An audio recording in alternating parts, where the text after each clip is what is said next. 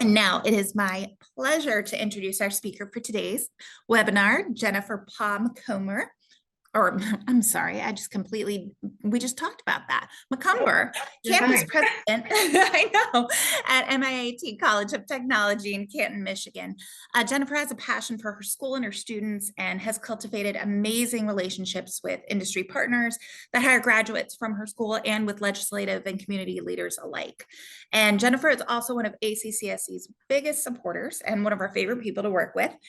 She's in the Five Timers Club as a speaker at our annual professional development conference, including leading one of our keynote sessions 2 days after getting married, by the way. Was named our 2022 Outstanding Volunteer, and she is still an incredibly active team leader here with, what is it, over 100 on-site evaluations now? It's about 65, but it feels like 100.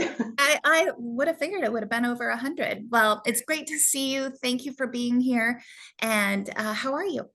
I'm doing great. Thank you so much for having me. I love presenting with ACCSC, so thank you for inviting me. And thank you to everyone who's on the call that I cannot see because it is in presenter mode.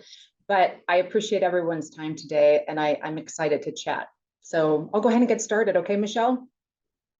Wonderful. So I hope you can see my screen. I almost did a conference called bingo game where you could check off literally every single thing that I say that's pretty classic on a conference call, like, can you see my screen? You're on mute, all that stuff. But I decided against it because it might be a little distracting.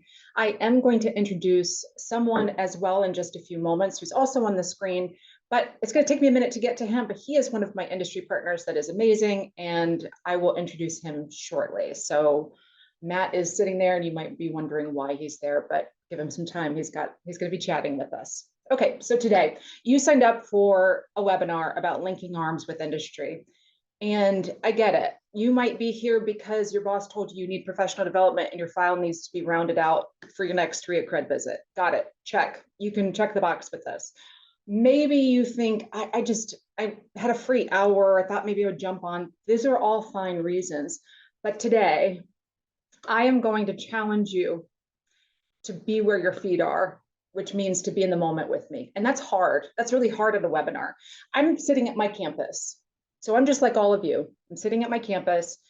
There's hundreds of people on this call, but you're sitting at your campus. You're likely going to be interrupted. Someone's going to want 2 minutes of your time. You might even be eating your lunch while we're in the middle of this webinar, and that's okay too.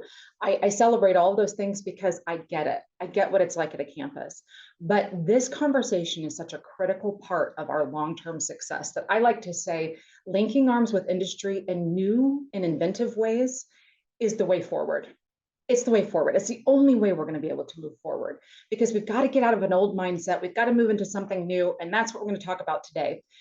If you think I don't get where you're coming from, please understand that I do. This morning, true story, I had to run my front desk because our receptionist was out sick. Someone's alarm clock did not go off, so they didn't show up, and no one was manning my front desk. So I get it. You're my people. You're at a campus. I'm at a campus. We're all out here doing it together. So let me do a little bit of quick introduction about who I am and why I even care about this topic. So as Michelle said, I have about 26-ish years in post-secondary education. About 24 of those years are in career education specifically. I've been in this sector for a very long time.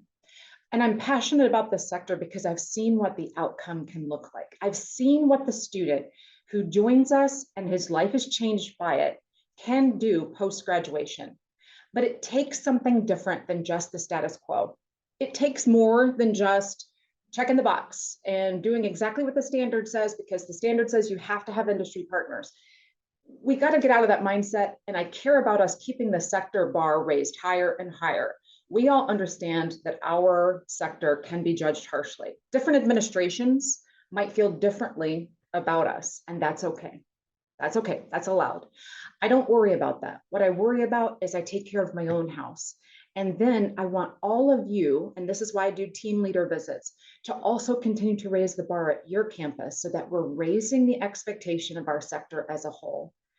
Matt, who I'm going to introduce shortly, is a part of that storyline for my campus, but you've got hundreds of Matts out there who you need to be partnering with and you need to be talking with to make this happen at your campus too. Let's do this. Let's get into it. So there's two components to my presentation. One is ideas to try, and two is really the strategy to get there. They're interwoven. You're not going to hear me say point number one and then point number two. That's just not who I am. Any of you who've sat through a presentation of mine, you know that's not how I am. I talk a lot about the approach of this, and I never, ever, ever, ever, ever want this to be, I've got it all figured out. You guys just need to do it exactly the way that I do it. That's just not the case. I'm out here doing it and learning too as I go. But some of the ideas that we talk about today, I've taken from some of you. Those 65 visits have not gone without me walking away with some great ideas and some great philosophy that I think we have to implant in our kinds of schools across the United States to make sure that we are providing the best possible service to our students and to our graduates. In every slide, I think every slide, there's a picture of some kind in every single slide. And it's always usually either my campus or someone who's representing my campus. I'm gonna tell you why, because that's part of what my ideas are linked to. The picture you're seeing on the screen right now is one of our job fairs that we've had. We typically see about 70 to 75 employers attend our job fair. The reason I can sit here today and have this conversation is nothing to do solely with Jennifer, has everything to do with the team that puts together events like that and who represents my entire campus to my students. I have such an incredible group of people that prop me up, and I want to make sure that I'm the right face for them here too. So that picture represents a lot of hard work from a lot of people in my building, from the facilities guy who sets up the tables, to the career services team, to the education department who literally has their classes go out and meet and set up interviews with people. It's a pretty comprehensive event and it's pretty amazing. Okay, because I know you're going to be distracted. And I know how this goes. You're probably working on another email while you're listening to this and hoping you can maybe just dip your toe in and still get something of value without really committing to anything. I'm going to put a contest in place throughout my presentation. If you look at the screen right now, you see it says MIAT College of Technology in the lower right-hand corner of that picture. Throughout every slide, you might see a picture of the MIAT logo. You might see a person with an MIAT shirt on. You might see something that I post that has my school name in it, MIAT College of Technology. I want you to count how many times you see it throughout the presentation. And the first 5 people who email me that number once the presentation is completely over, I will give you a grab bag, a swag bag, grab bag type thing. We'll send it to you. You have to include your address. But the other thing I will do is I will do a 1-hour professional development with your team of your choosing on a topic that matters to you from a variety of topics that I've presented for before, or this one as well. You can get a 1-hour presentation virtually for your team if you give me your number of total MIATs that you see throughout the presentation. First 5 people, make sure you include your address so we can also send you a swag bag. And I can almost hear my assistant right now. She's probably gritting her teeth because she knows that she's going to be the one sending out those grab bags. And I'm sorry, Mary, I love you. And I know that you'll do a great job with it. Okay, let's get started on the presentation. First and foremost, no one's coming to save you. You save you. I say this a lot, but I really, really genuinely mean this when it comes to industry partnerships. No one's coming to save you. This picture happens to be at graduation, and I love it so much because I love the families, I love our graduates. But I have had to realize at some point in my career, and every single one of you need to realize this as well, regardless of whether or not you're in admissions, if you're a campus president, maybe you're a career services director, I don't care what your job title is. No one's coming to save you. You save you. That ties in directly with stop outsourcing your industry relationships. Outsourcing, what does that mean? It means you ship it off, you delegate it out. Some of us, and this in this picture is Debbie Dingle who, as you might know, is a politician from Michigan. She came out to our campus and she was toured by myself, but also our director of education, our vice president of education, actually. This is Chris Pikus. He's amazing. He was here with her, speaking to her about our school. So what did I first say? No one's going to save you, you save you. What am I saying next? Don't outsource industry relationships. If you know anything about me, if you've heard anything that I've ever presented on, you know that I talk a lot about stop outsourcing things. You can't outsource your culture. You can't outsource professional development for your team. You can't outsource a lot of things. You can't delegate it away from you. It's very personal and it has to have wholehearted participation from you as a leader or you as a staff member. Wherever your feet are, that's the person who absolutely must be wholehearted in their approach. Outsourcing is delegating it away. You might have a corporate office. I do. I have a corporate office. And it's big, it's comprehensive. We have a career services group that actually will reach out to employers and do all that kind of stuff. I don't care how big or how small your school might be. It does not matter. There's nobody who can take your relationships and build them for you. You have to do them. So my starting point, my launching off point here that really is going to get our conversation started is you're not going to be able to outsource this or give this away. Nobody's coming to save you. You save you. Nobody's going to build your PAC meetings. You're building your PAC meetings. Nobody's going to create great partnerships for you. You have to do that with a local flavor, with a local address. I can tell you what works in Michigan because that's where I'm at. You might be in the bayou of New Orleans, I don't know, or Louisiana. You might be in Florida or Texas or California. I don't know your neighborhood. When I do visits, I often talk to some of you about this and they say, you've got to connect with the people who not only are hiring your graduates, but have an influence over the career long-term of your graduates and ask them some tough questions.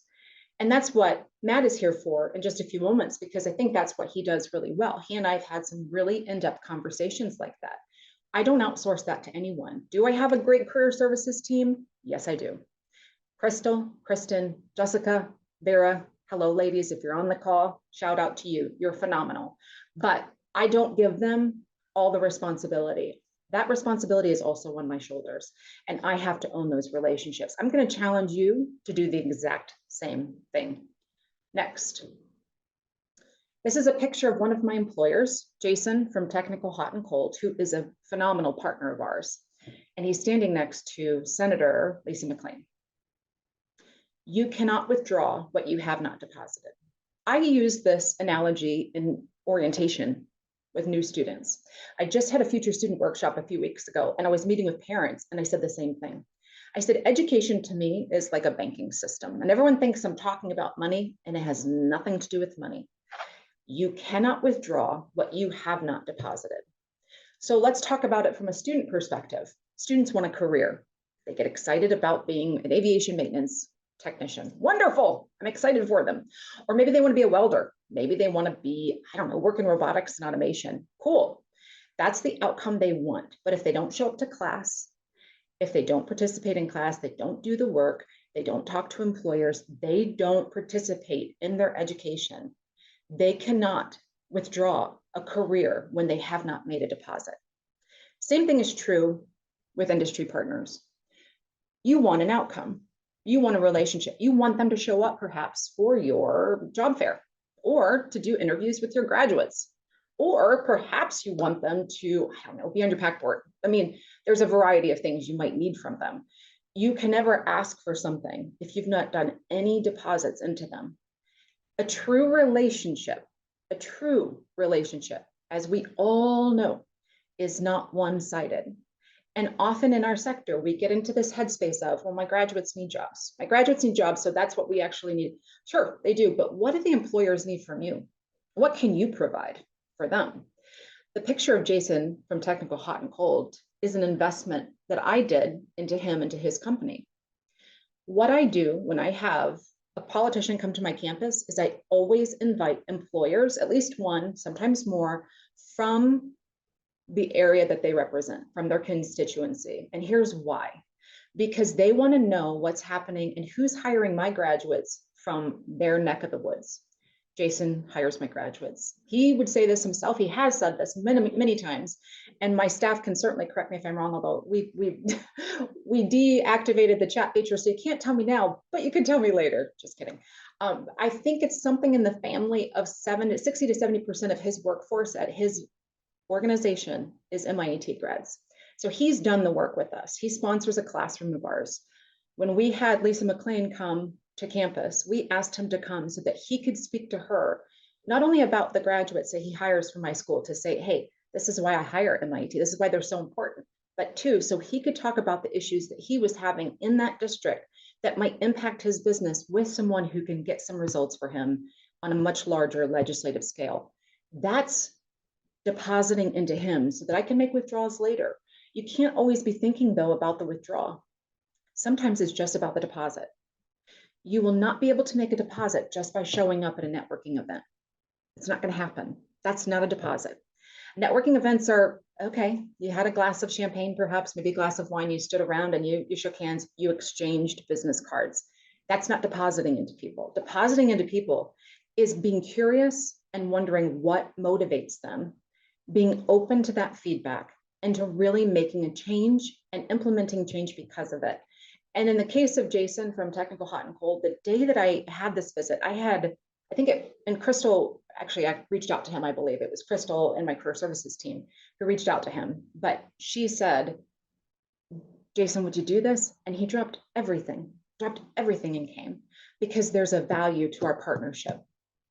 Same thing for Matt. Matt and I talked about this a couple months ago. I said, Matt, would you ever consider doing this, having this kind of conversation with me, with other people, maybe a webinar? And he said, let's do it. And Lord knows I dropped the ball about 15 times between then and now. I kept forgetting to give you an update on it. I forgot the date that it was going to happen. And I was finally able to get it in front of him, and he was still on board. People show up for people that are interested in the return investment as well. Okay, everybody still with me? Give me a thumbs up. Can we do thumbs up in the chat? I don't think we can. There's some raised hands. I see that. I can't actually do anything about raised hands right now. So I'm just going to let you ask the questions to the Q&A feature, and maybe we'll be able to answer it later. Okay, let's keep going. Don't come from a scarcity mindset. I talk to a lot of you, especially when I'm out doing visits. And obviously, I've been doing this a long time too. It's easy to get into a headspace to say, I don't want them to work with anybody but us, only us. I want this employer to just work with us. Well, that's not possible. This is a both and, it's not an either or scenario. If Matt tells me tomorrow, and I know that he does, because he'll talk about it probably in just a few moments, he works with some community colleges. He's out there working to get his talent pipeline fixed. He needs to have it filled. He just does. That's the reality. And while I have a ton of graduates, not all of my graduates are going to be a good match for him. This is about mutual fit. So if I come from a scarcity mindset, I hoard, right? Like I'm hoarding it. I'm hoarding this relationship. I'm hurt or offended if he goes in a different direction. I do not feel that way. I have said this many times, and I'll say this to the day that I die, and that is this. This needs to be a world in our sector where we say, I don't want you to choose between me and the community college. Bring us both to the table. It's a both and. Let me prove to you why I can make a great graduate. And that's not disparaging of the community college experience, because that's right for some people. And the four-year institution, that's right for some people. But I happen to be a champion for the career education process. I happen to have done that for the largest percentage of my career, and I love it. It's what I live and breathe for. It's what I show up for. You can see in the pictures of this particular slide that there are different employers that we work with, but I happen to know for both of these that some of your schools work with them too. And I'm excited about that, because this isn't about scarcity. This is about us raising our bar as a sector and saying we can link arms with industry, and we can be focused on making sure we're filling the talent pipeline together, collectively. There's enough out there for everyone, for every one of your schools, there's enough out there. Now, I know what I hear. I hear often from some of you, like if you have a nursing school, you say, well, there's a lot of nursing schools in my area. Set yourself apart. Set yourself apart. Be that much better at connecting with industry people. Invite them to events differently. Again, we're going to talk about that in just a few moments, but connect in ways that some of your other people in your area aren't able to do. Be your own secret sauce in the industries you support. Be your own advocate for how your graduate can be in the industries that they're enrolled into. So from there, I actually am including a post from LinkedIn from one of our advisory board members who hosted a group of our students at their facility. Why is that a big deal? Why does that matter? Because first, if you see, and I cut off his name because he's fine with me using this. I did ask everyone that I have used this for, but I didn't want anyone to go out and like harass him or something. So I thought I'll just cut off his name there. But if you see what is in his title, advisory board member. But if you saw the extra dots, it's for MIAT. He's so proud of it that it's part of his title at the very top of his name. And you can see that he has students of mine that he hosted about 8 months ago, and he posted about it on LinkedIn. How do you get those kinds of employers to post about you? The relationship we're working towards is for people to be talking about you in a positive way when you're not in the room, and to post about you because there's value in the relationship in ways that they don't have value in other relationships. And that's an art form, but that requires something. It requires wholeheartedness. I have never, ever seen a school be successful in this who phoned it in, who were halfway involved in the process. The only way, and this is my invitation, it's my challenge to you and my invitation to you, to wholeheartedly insert yourself into this process. And you might say, well, we have a career services team. I don't want to step on their toes.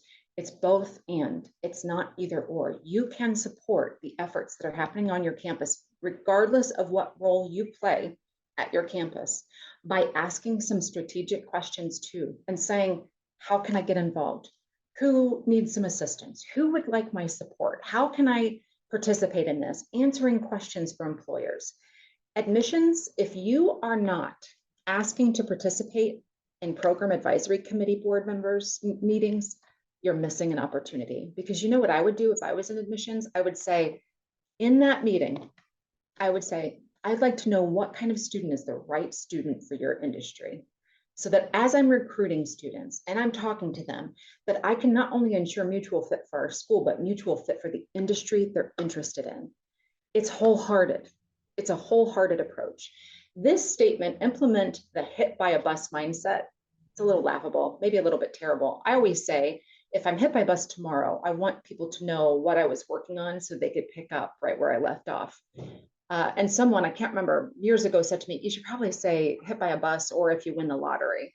The problem with that is if I won the lottery, I probably would still stay and work. That's how much of a nerd I am. But if you're hit by a bus, can someone pick up and keep those connections that you've built?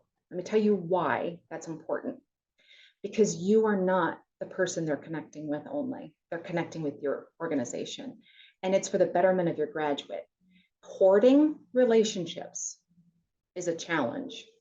I'm going to give you an example, because one thing I've always committed to through this process is to be very transparent, to be very authentic. I have to be authentic.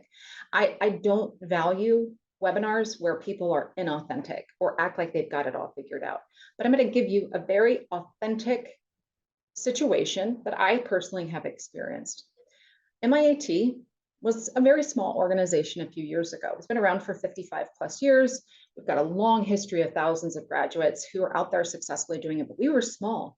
We went on the market about 3 years ago-ish, something like that, and we were purchased by a very large organization, Universal Technical Institute. So we are a location of Universal Technical Institute. We're very proud to be a part of their family of schools. But we had built relationships. We built a ton. And I think the first couple of months that we were in the relationship with UTI, where they had purchased us and we had to give over the relationships, there was some hoarding. Not intentionally, but it was almost like, this is a baby. This is what we created. We made this baby. These are our people. But if I'm hit by a bus tomorrow, I want those graduates that are a part of my school and all the graduates who are attending all of the programs across the United States that are like mine to still have access to these employers. So I cannot come from a mindset of this is just ours. We have to open those floodgates and say, let's partner with them together. Bring as many people into the storyline so that your graduate does not suffer if you were hit by a bus. I hate to say it like that. Or if you decided to move in a different direction in your own career. It's a long-term relationship. And that's a critical part of this. Everyone's still with me? Oh, I wish I could get some thumbs up and see them, but I can't. I see Sarah raised her hand. Thank you, Sarah. I love that people are raising their hand. Thank you. You can raise your hand. Yes, this is what I'm talking about. These are my people. These are my people out here in the chat. You found a way to let me know that you're with me in this, and I appreciate it so much. Don't forget, you should be counting the number of MIAT College of Technologies that you see on the screen so that you can submit to me later. Let's go to the next slide. In the background of this particular slide, thank you for all the people who raised their hands. I love you. You are amazing. Is a picture of Debbie Stabenow, who is in politics, as you might realize, and she's speaking to one of my instructors. She visited our campus. I believe that industry is not just employers. That's the purpose of that picture. Industry is every part of the pipeline with regard to that industry. So let's think about that. You have students that want to come to your school, but who influences those students? Parents, certainly. Counselors at high schools. Who influences the counselors? Superintendents of schools. I mean, you could almost just follow the trajectory of that pipeline, right? So my challenge to you is to figure out the stakeholders and the pipeline that helps you actually fill that pipeline. And don't just stop at the student. Great, you have interviews with students, love it. So do I, so does everyone. That's not gonna set you apart. We all do the interview. I always kind of laugh a little bit when we say our mission, and I go to so many schools and they'll say their mission is to care about students or something about students. I'm like, we all care about students. What sets you apart in that way? Like, how are you doing that differently? One way that we identified that I'm going to challenge you to do, only because it worked for us, but find your way to do this, was we said, no more are we just going to invite students. We want to invite high school counselors to our school. High school counselors to our school. Why did we do that? We said, if a high school counselor comes, they're going to be able to then coach a student who might be on the fence about something. They came out, I think the first time we did it, we had like 80 counselors from area high schools. They came out and we took them from spot to spot around the campus, and they did it with their own hands. They welded something. They touched our robotics arms. They did all the things. They climbed some of the rigging if they were interested in wind, if they wanted to try. They looked at the planes and touched the planes. It was a lot of fun for everyone. What did it do? It gave them the opportunity to then go back and talk with some intelligence to other people about it, to the students who are on the fence, or maybe the shop kid who doesn't know what he wants to do. He just likes working with his hands, but he doesn't know how to make that a career. Your industry partners are not just the employers. Your industry partners are the politicians who influence the legislation. It's the parents who are the people at home influencing your student. There's a whole story of who is out there in terms of your partnership. So what does this quote mean? I challenged my team over the years to say, you need to identify your backyard. Guys, you might not have started a program that's at your school, but do you even buy into it? Do you? If you don't, then you need to figure out why it's important to even have that program. Because feasibility studies are something that every school does, or some version of it. You do a feasibility study when you're rolling out a program. But what happens if someone tells you, guess what, you're getting a new program? Maybe your corporate office has said, you get robotics. And you're like, okay, well, what does that mean for me? Like, I don't get it. Like, why would you not want to identify your backyard and understand your backyard? In this sense, your backyard is your program.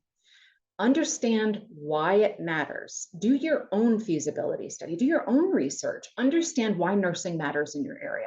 Understand why welding is such an uptick and why there's a wait list at your school for people to get into welding booths to learn. Why is it that your backyard matters with regard to your programs? Then win your backyard. Some of you, and I've seen it time and again, I've done it. This is something I've done. I said, I want to get bigger. Let's get bigger. Let's get our school bigger, and let's get as many students into the program as you possibly can. Stop. Hold the phone. Don't do that. You cannot possibly expand your backyard if you don't even understand your backyard. Have you even talked to one employer? Have you even understood what kind of job they're going to get post-graduation? And do you understand what winning your backyard really means? Winning your backyard means you're owning it. It's a level of ownership that is just, this is my baby. This is my space. And nobody can tell me that I don't own a portion of this. Doesn't mean that I'm not going to take feedback, but it does mean that this is who I am. I identify with this backyard. Don't dial it in. I'm inviting you to go wholehearted. Go wholehearted with me. Let's raise the game of the sector. I have lots of thoughts. Sorry, everyone. I told you, I go really fast. I'm also Midwestern, and so I talk really fast. So I apologize if I'm talking too fast, but I've got limited time and I've got an important person for you to speak to. So I want you to hear from that directly.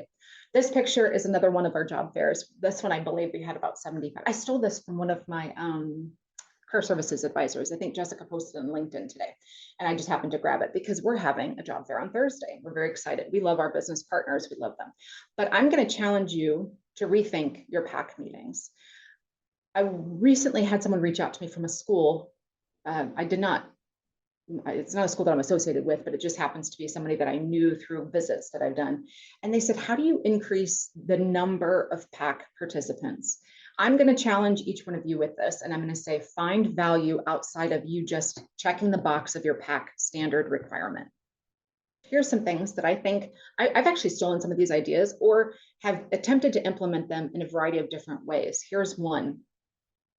I visited a school, actually it was a virtual visit back in like 2020. And they were, I want to say a cosmetology school in Louisiana. It was amazing. And they were really struggling with their state legislative person. The regulations were changing. There was some challenge with it. They couldn't figure it out. And so what they did, rather than just keep their state person at arm's length, they said, you know what, come to our PAC meeting. Well, guess what? Because it influenced the industry, and that is something that their student had to know about, it did ultimately impact their employer. So it broadened out the conversation differently. I loved it. And I said, oh my gosh, I might have to steal that idea and take that with me. Here's why. Because every one of you has a state representative. I don't care what state you're in. If you're in Michigan, you have the Department of Leo, you have Jim Farhad or Vern Westendorf, you have somebody, you know who your people are from the state. Why would you not want to invite them into the conversation too? Have PAC meeting not just be employers, have it be people who can provide additional feedback to your employers too. I would also say, rethink your PAC and saying, maybe we could have continuing education credit available for people in the industry they're coming from that they can take back to their file. There has to be a value proposition. If you're thinking from a scarcity standpoint and scrambling always to get your 3 required people to show up, you're going to just meet the standard barely. What if you looked at them as people who advised you personally? If I look back at COVID and I say, how did we handle it? My team would even tell you, we called some of our industry partners and said, what are you guys doing to get through this? Maybe we're going to implement some of those things for our students too. We talked best practices that weren't just about hiring graduates. These individuals are humans, and they're some of the most talented people I've met. And if I would not tap into them as a personal advisory board, holy cow, I'm missing a huge opportunity. I'm going to challenge you to do the same thing. I'm going to invite you to go wholehearted in those relationships with your industries that surround you in your school. Okay, this is where we get to Matt Carr. Matt, you sat with me for 33 minutes, but I'm going to talk a little bit about taking the tough meetings. What does it mean? By the way, these are 2 of my graduates at a graduation ceremony. I just love them to pieces. My graduates are amazing. And if you've ever interacted with any of them, you know exactly what I'm talking about. And I hope you all feel the same way about your graduates. We all should. Take the tough meetings.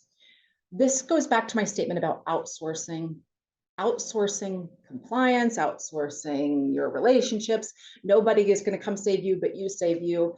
Sometimes you have to have tough meetings. If you've sat in a session with me at PDC, I've shared before, I used to run a nursing school years ago, and the nursing school was struggling. We had some clinicals that no longer wanted to work with us. They just didn't. They didn't want to even speak to us anymore. And it was because we'd burned some bridges with some students that we'd sent there, and it had not gone well. So everybody just kept kicking the can. Well, we'll just try to find another person. We'll find another externship site. We'll find another clinical. My statement to you would be, no, I'm going to challenge you to take the tough meeting. Do you know what I did? I called those externship sites and I said, would you tell me why? I'm not even going to ask you to take any of my students, but I'd like to have an honest conversation about why. why we lost this relationship. And it was painful. It was meetings that to this day, I have a little PTSD over. I mean, there were things that were said where I was like, ooh, ouch, that's really uncomfortable. But only in the discomfort were we able to get better. And then fast forward 3 years later, some of those very externship sites were contacting me saying, you know what, I've heard some great things in our industry about the changes that are happening at that school. We'd love to take your students again. This is an investment into a larger conversation. We say PAC meetings are important, industry feedback is important, but then we don't want it. If it's ugly, we don't want to take it. Okay, so in our last PAC meeting, or maybe, yeah, it was our last PAC meeting, I do take a turn in every program. We do it all on the same day, but we break out into different program sessions. I took welding this last time, and we had our attendees in the welding session, and I helped facilitate conversation because I want to be very engaged in the process. I want to hear what they have to say. That car was in that meeting. It's a little uncomfortable. Matt, we can laugh about it now. Matt was attempting to talk about a concern that he had, and he said, your curriculum is a dumpster fire. And I'm looking at his face as I say that. Do you remember my face, Matt, when you said that in that meeting? I was like I think I shut down a little bit. I was like, well, you've hired, like, you had just hired like some of my graduates. And I was like, how is it a dumpster fire, but you're hiring my graduates? I realized in that moment that I had to live my standard of saying, take the tough meetings. And it was difficult feedback. I've shared that story with some of you, but I didn't share the tail end of that story because I wanted to save it for this conversation here. That PAC meeting continued. He actually was able to articulate some of the parts that were dumpster fire. And I'm going to be honest with you, the points were well made. There were some well made points. One of them was related to making sure your last couple of classes inside of welding are fabrication based, that they've learned all these things, but make sure they can fabricate, because when they go out into the job, they're going to need to fabricate. Okay, that's really good feedback. I didn't love being dished up a whole plate of your curriculum's a dumpster fire, but that was how he said it. Okay, but I struggled with that initially, and then we got to the good stuff. But I still had a little bit of like a thing in my heart, right? Like me and Matt realized that put a wedge between us a little bit. And he sponsors a classroom. His company sponsors a classroom. He has come and spoken to our classes. I was just kind of stumped, but I wanted to follow my own guidance, and I wanted to have the tough meeting. He actually reached out first, though. To his credit, he reached out first and said, I think we need to meet. And we did. It took us a while because the holidays were happening and things like that. He ended up coming out here, and we sat and said some things out loud, like, hey, when you say someone's a dumpster fire, here's why that's really difficult, because what can I do with dumpster fire? I can't take action items. I can't make an action plan off of dumpster fire. But if you give me specific feedback, then I can absolutely make a change. And he did. He gave me some great stuff. Guess what? Our partnership is better than it's ever been. And based off of that, he then came with other employers who are interested in hiring more of my graduates. Taking the tough meeting means that you can get a result that's different for your graduate. So let me pass this over to Matt a little bit, because ultimately part of this is you want to hear from industry people. I'm going to ask you a couple questions to get you started, and then I know you have a few ideas too, Matt. First of all, why does your partnership with us matter so much that you wanted to overcome the dumpster fire conversation with me? And two, why are we still able to overcome it together? I mean, like, what about that interaction resonates with you? And feel free, of course, to introduce yourself. I'm going to let you do it because you have a really good title and you've got a lot of experience. So also do that too. Well, everyone's nice to meet you. My name is Matt Carr. I'm the president and CEO at Storch Magnetics and Storch Products in Livonia, Michigan. We're a family-owned business that's still owned by the original family, is now transitioning into fourth generation. And that's exciting. It has its own challenges, but it's been an exciting business to grow up in. I've been there for about 15 years. You know, back to Jennifer's questions, and thank you for having me. And you're right, we had a contentious discussion. One of the things that I'd like to let everyone, and I'll come back to that point in 1 second, know today is that what Jennifer's describing, this relationship, whether it's Storch, myself, and MIAT, or it's your organization looking out to an industry partner, this is long-term. This is frustrating. This isn't easy.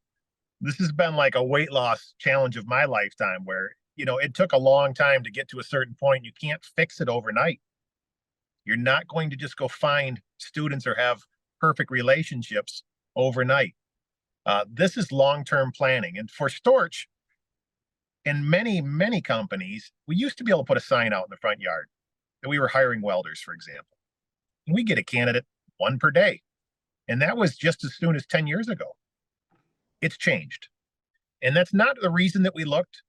Actually, it was a unique opportunity that presented itself at MIAT through a next door neighbor that was working there. And she just asked if I would get involved with the welding pack, that particular program. I said, I don't have time for it. And I blew her off. 6 months later, she came back and was relentless and says, I'm not leaving your doorstep until you say yes. And so I did. And I sat in on it. We had some insight. There was some things that we liked about the program, some suggestions that we made initially in that first meeting. And what drew me back to staying with MIAT is this. They seemed like they could actually pivot. And because they're independent and the way that they're set up, and everybody's not necessarily has the flexibility to start to make changes to the curriculum, but because they genuinely seemed interested at that PAC meeting, I seemed interested in coming back. So I'd like to leave this with you all today. If you've had a relationship with a manufacturer, a company like ours in the past, if it's fallen apart, if statements have been made and comments got thrown out there out of frustration, like dumpster fire, as she's brought up a few times today, you've got to go back.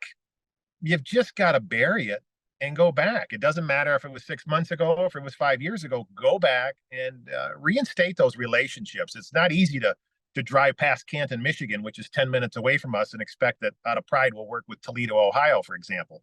That doesn't make any sense. So I reached out to Jennifer. We got on the same page. As an employer, I think a lot of frustrations that we have are time and attendance these days, commitment to the actual program, and then the program doing some sort of skills that are hard for employers to do outside of the curriculum. And many of you will say, we got a state mandated curriculum. We have to stay on topic. I can tell you that, yes, like Jennifer's school, Storch is working with other locations that have very hard set curriculums.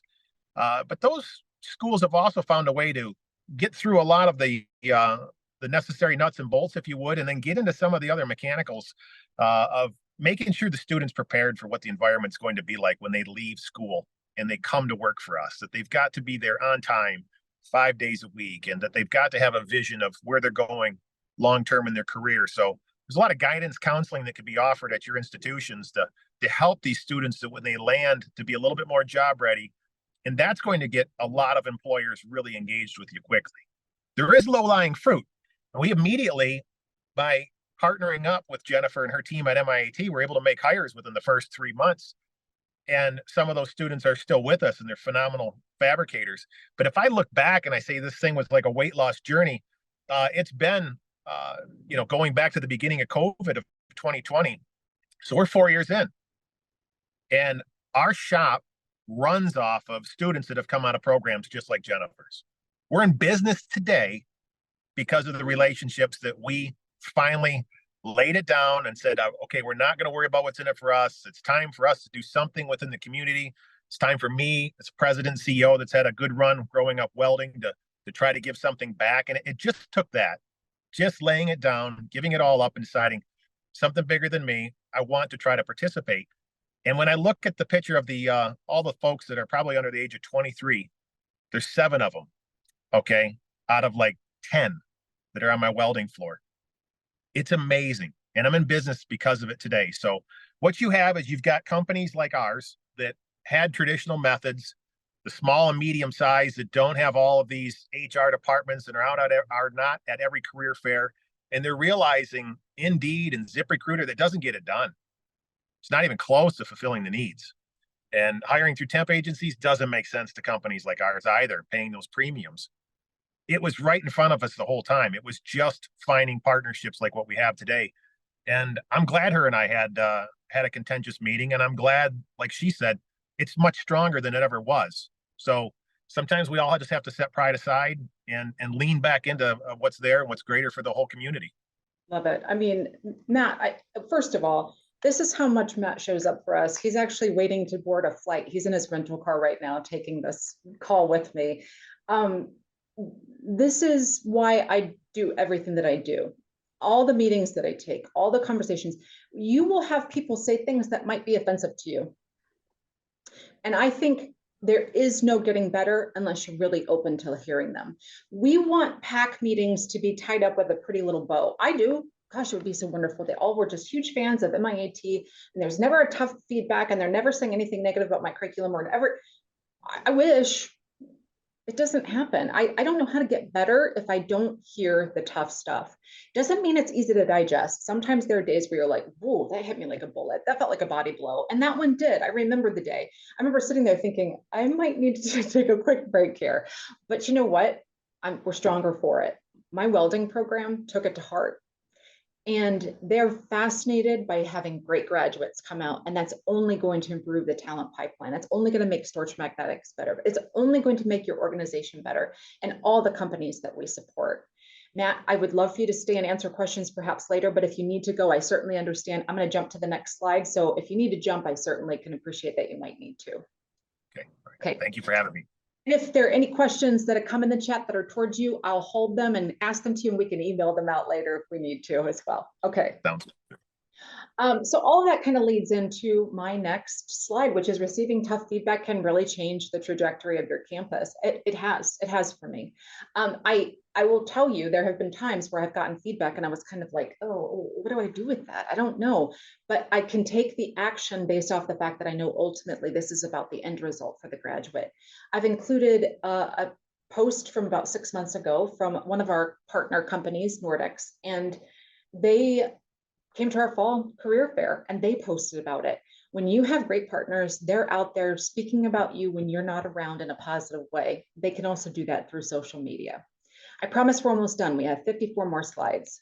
Just kidding. I'm almost done. I'm going to challenge you with something. I want you to read that slide slowly. What if your real customer is the industry? I'm totally throwing it out there, and I'm going to shock some people here. I might be talking in a direction that some of you have never heard before. We often say the student is our customer, and I get it. The vibe is right. I mean, yes, students should absolutely be taken care of. But what if I told you that I think, and I work from a perspective of maybe the industry is our customer? Let's use an analogy. If the industry is our customer, then our student is our client who's hiring us to represent them to the customer. Let's look at it like a courtroom. We're the attorney. The defendant is our student. They're not guilty of anything, I promise, but they've hired us to represent them to the jury. The jury is the industry. Let's take this analogy even further. You can't just have a client and win over the jury. So you can't just have a student and get industry interested in you. You have to present the best possible version of that student, but also you have to be the best possible version of yourself. A lot of it is dependent on what you've presented to the jury as well. And if I have no other argument to say to you, you have to get involved in industry, no matter what position you're in, but especially if you're the leader of a school, then it's that. Because your student is your client and your customer or your jury is the industry that you're trying to pitch them to. And if they show up in the wrong outfit, they're never going to get the job. If you can't guide your client, that's one thing. But if you also can't influence that jury to be interested in what you're doing, then you've missed an opportunity to really benefit your student and your graduate and the experience as a collective. So I'm going to challenge you that maybe you should be thinking a little bit. Like, what if your real customer is the industry and you treat your student like a client? Doesn't mean you're rude to your student, doesn't mean you don't treat them with grace and class and all of those things, but you do it in a mindset of, we're preparing you for something. We're pitching you to the customer who is industry, who tells you what the industry needs and is letting you know, hey, this is what it's going to take for that student to get off scot-free or to get the job. This is what it's going to take. So think about it a little bit differently. If you can do nothing else, then I'm going to ask you to wholeheartedly consider that. The picture that's posted here is me with Congresswoman Haley Stevens, who came to our campus. I do, as I said, consider politicians to be in the process of your industry because they're out there influencing legislation. Okay, what's the benefit to doing all of this? And as a matter of fact, the picture here is amazing. That's my staff from about a year ago, I think, a year ago May, and we were doing an in-service that day. But love every single one of the people there, and I'm so proud that I get to represent them on this call today. But what's the benefit if you do all the things I'm talking about? If you approach this wholeheartedly, if you take my challenge to rethink your PAC meetings and to invite people to participate differently and perhaps better, or to maybe have your legislator, or not legislator, but your state representative person who's for the Board of Education in your state come to your meetings or attend or do a snippet of time with you to talk about something that matters. What would it be like for you? I can tell you that it would benefit the experience of the graduate, of the student, but also of you. I have never felt more rewarded in my career than I personally have since I've done this, since I've implemented this, since I've decided, you know what, I'm leaning in on this. I'm just like many of you. I don't like to go to networking events. I'm not great with small talk. I like dogs mostly. I like my family and my dogs, and that's pretty much it. And my staff. I mean, I love my school, but I'm not always great in those other awkward, weird environments. But I can challenge you that this can take you to that next level of interaction and conversation that can change your school. Here is a group of people that I'm very passionate about as well. I also sit on the board for the Ohio Michigan Career Colleges Association, and they're just a pretty amazing group of people. We're with politician Dana Paugh-Macomber. You can see my contact information there. If you are wanting to participate in sending me the first 5 people who send me how many MIAT logos or mentions, the actual word being mentioned in my presentation, I will offer you a swag bag as well as the opportunity to do professional development with your team if you like. You can also decline that as well. So what questions do you have? Do you have any questions, Q&A, that we could answer? I did try to talk as quickly as I could, but we do have a couple more minutes to go. Michelle, anything that I should be answering that you saw? Well, first of all, amazing. Thank you very much for that conversation. It was really nice to see the dialogue, especially between you and Matt, because we did have a little bit of a question about, when you have a blow to a relationship, how you recover. And I think you all covered that pretty nicely. And so I just wanted to kind of touch on when it comes to these partnerships, these relationships, how formal do we get? Do we sign on a dotted line? Do we just do a handshake, or do we just, stay in touch and help each other? I think it can be both. I was going to mention this earlier, but I understand that every school that's represented here is a little bit different. Some of you have a very small school. Some of you have a chain of schools that are 10, 11, 12 campuses. I get it. Some of you have a corporate office. Some of you do not. I started prior to acquisition doing room sponsorships with companies, saying to them, hey, if you're interested, we'd love to have you sponsor a classroom. What does sponsorship look like? It literally was just them picking the paint colors. They could put up pictures of their organization. They could add their name to the wall. But what did it do? It gave exposure to the students who were looking for work down the road and had exposure to the companies that were hiring them. I mean, that's exciting. That's different. That's interesting. That to me was not very formal. It was very much a handshake because we were a small organization. However, when you go into the universal technical world where there's a lot of players, it has to become more formal. So I understand the dichotomy is different dependent on the school, but I will say that there has to be an element of both sometimes. So for me, I need to have the ability to pick up the phone and have a conversation with an employer. That's very informal. But are there things sometimes that need to have a dotted line, that need to have us understand what our responsibilities are on both sides? Sure. There are people, and there have been times where even on a PAC meeting, or I'm sorry, PAC board members, we've said it's for this long and they sign a contract with us. Some of you have reached out to me and said, I'm having a hard time getting people to show up. They just don't want to come. Well, what if you implement the value that we've talked about, but also if you said, you're a member for 1 year, you have to attend this many, or you're a member for 2 years, you have to attend this many, or we're going to give your seat to someone else. Make it a value seat. Make them want the seat. That's something different. Why not? So I think it's both. I could go on and on, but I know we're almost out of time. Anything else? Yes. So we have a question from Jen on how do you sustain relationships with companies when, well, in your case, maybe imagine you're at a smaller school, Jennifer. And it can take a while before they have a student who will be a good fit there. So she's had some partners that have gotten frustrated that they haven't been able to place a student with them. So if I make sure I understand the question, you're like inheriting the problem? Is that what she's saying? Like you've inherited a situation with a relationship that was prior to, there was a problem prior to that person starting? Just want to make sure I'm answering correctly. It sounds like it just can take a while before there's a student that would be a good fit. Oh, I see. Well, I think that's real. I think that's real talk. I mean, sometimes employers, especially when it comes to clinicals or externship site, they need something very specific. They might need a bilingual person, and they might need something that meets certain boxes. I think you keep people informed in a very real and authentic way. One thing that I have loved that I've seen, and I think is an amazing implementation, is having a regular newsletter where it's a PAC member newsletter where you talk about the happenings on your campus. Something is getting in front of them at least quarterly. Sometimes if you have the bandwidth, maybe it's monthly, but they're getting something from you that says, hey, we took your feedback and here's how we implemented it. Here's something else that we did. We had a job fair here and this is how many people we should show up. So you're keeping them on the line, but you're not necessarily able to provide them with a student right now. Understood. But at least they know you still exist. They still know that you're doing great stuff over in your little corner of the world. What an opportunity that is. I think there is value to that, and doing that level of communication could be amazing. Could be amazing.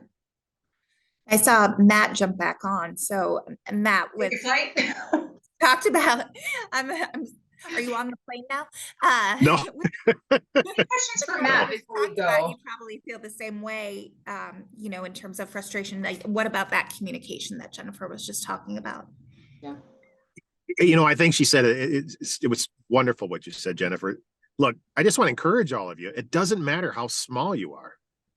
It doesn't. Just show up. I mean, this is a long-term investment of time. Like I said earlier, start leaning into it, and in 5 years, you'll probably be shocked. But you're going to have to lean in to it, this relationship. You have to start building these relationships.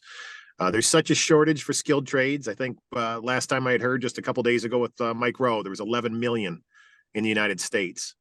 As employers, I don't speak for everyone, but I can promise you that we need everyone to step up tenfold.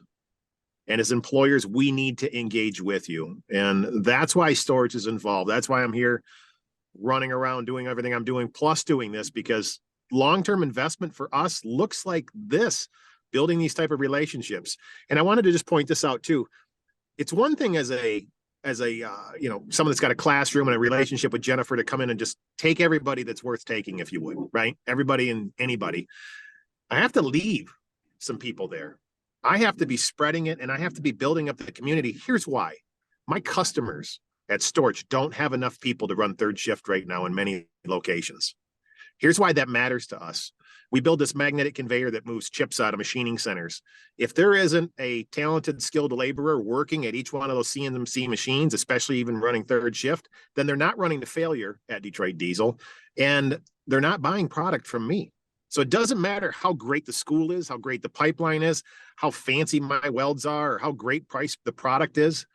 We have such a shortage to overcome that I just cannot encourage you all enough to lean into this in a big way. Good. Love it. You're absolutely right. And I will also say, not everybody's your people. I've said this a couple of times, but I really want you to remember that. There are some employers that are never going to get you. And that's okay, because you're going to find your MIAT cars. You're going to find the people that are going to fight through the sludge with you to come to the other side and hire your graduates and get the vision of what you're doing and want them to fill your their talent needs on their, you know, businesses. So not everybody's for you, and that's okay. All right, I'll end there. We have any other questions? I hope that everybody has taken down Jennifer's email address, and we will have it available for you. So thank you all again for being with us today, and we will see you again soon. Thanks, Jennifer. Thank you, Matt. Thank you. Thanks for having me. I appreciate it.